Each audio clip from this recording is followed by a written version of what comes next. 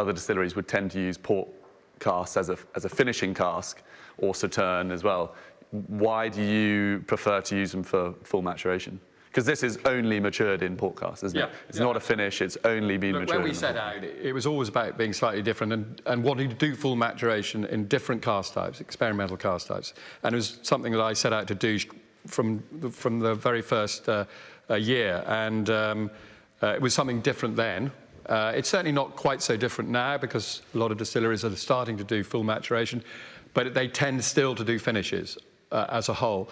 But full maturation is fun because you don't know how it's going to work until you go and try them. And I think we're just very fortunate that our spirit character, those strong sort of, well, sweet, floral, clean notes, but also the smoke and the salty character, I think it lends itself to bind together with these different cask types. And but working with full maturation is a challenge, but I think it tends to work very well for us. They take longer to come round, and I think after 3 years, you know, Robin and I went and had a look at them, and you know, they're very pale, and the structure wasn't there, so it takes longer with refills, but I think the end results are better in some ways than first fill.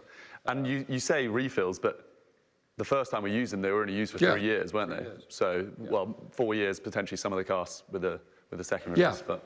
Which shows you that you get all that colour and character from the cask type you're using coming through very quickly.